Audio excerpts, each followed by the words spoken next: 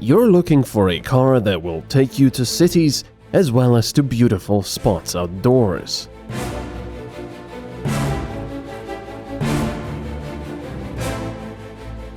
A car that won't shy away from muddy roads or soft sand.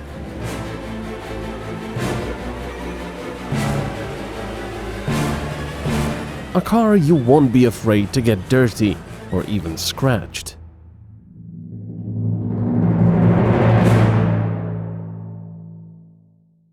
The new Dacia Duster, a rather popular cheap off-roader.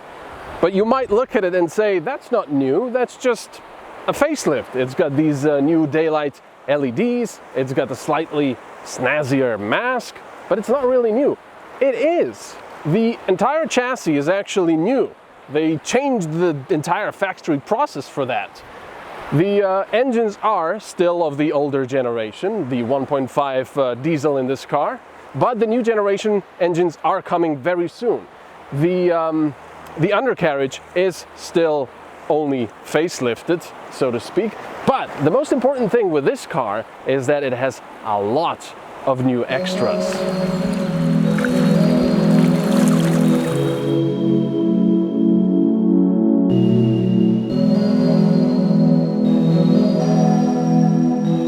Dacia was never a brand I expected to sport 4 cameras on the car, or have daylight running LEDs, and a blind spot warning system, or heated seats.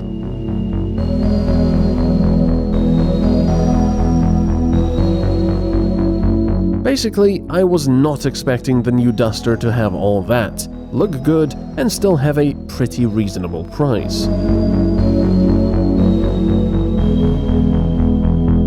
The wheels were cool alloys that were right at home in a city parking lot.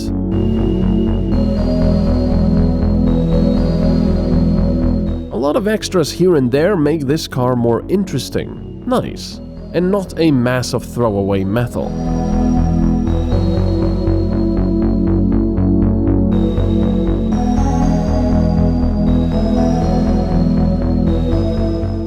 Dacia's idea is simple.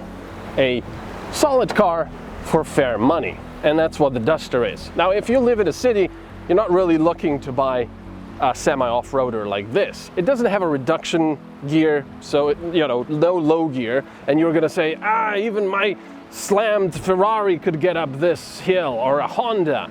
Well, the thing is, the Duster will get to your little, weekend house over some gravel and mud if it's legal there. It'll get everywhere. But if it's illegal to drive, well, you're not going to drive this car there anyway. We get a lot of fan mail on our channel, and all of them have the same question. Can you put all of our recording equipment in the back of the Dacia Duster? And the answer is yes, not a problem. There's actually a lot more space in here. And in fact, if you collapse the seats, then you can probably get about, a quarter of a Free Willy in there?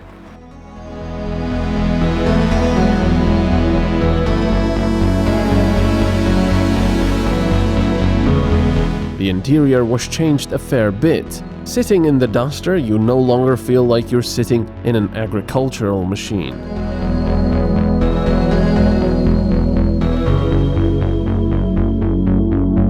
Yes, the infotainment unit is still the same, but new are most of the buttons and new climate control knobs, which look much better now.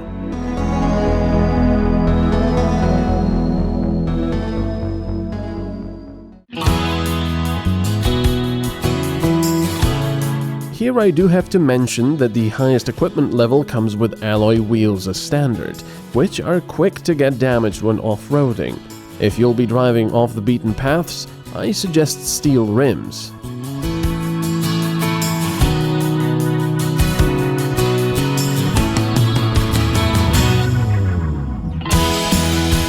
The cheapest version with 4-wheel drive costs just over 16,000 euros. You can also opt for the automatic gearbox, but it does not offer the 4x4 system.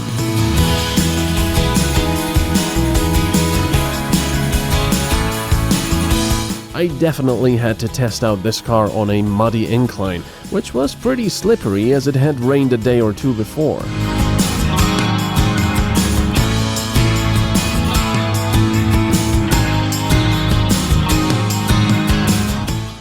The interesting thing with the manual gearbox is that you don't really have 6 gears, you only have 5, because the first gear is so low that it's really quite useless in the city.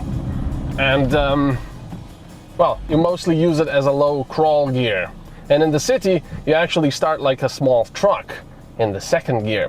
Now in the other version, in the non-English video, I actually stopped back here. I couldn't keep climbing because I didn't have enough speed. Now with this video, I'm proving that it is possible, despite the fact that the road was absolutely muddy.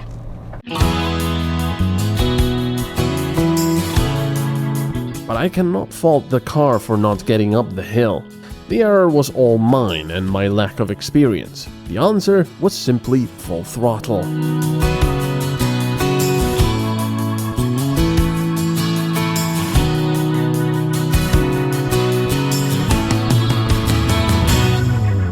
Another rather interesting thing with the Duster is that it actually has a hill descent control system. So I can switch it on, lift my foot off the brakes, and the car will brake on all 4 wheels separately. So you can keep your driving direction where you want it. And that's usually a system that you would get in a more expensive SUV or off-roader, like a BMW X3 or X5, for example. Not anymore.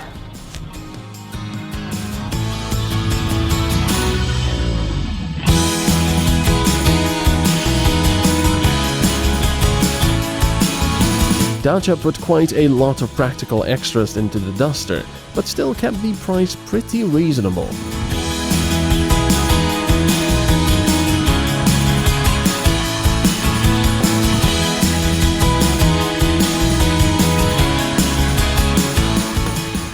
I've got a bit of an interesting story to tell you about this car. Our cameraman was driving it and he got stopped by the police because he drove too fast through a town. Now, that's probably the first time a Dacia Duster has been stopped for driving too fast, maybe at least this new model.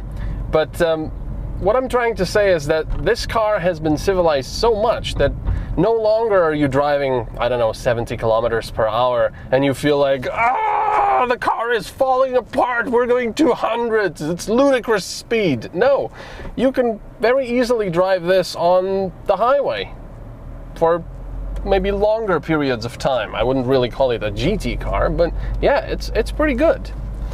And I really like all of the stuff that they've changed. The instrument clusters, the buttons especially, they've got a very nice mechanical quality feel. Even Renault should take note. And I know Dacia is Renault.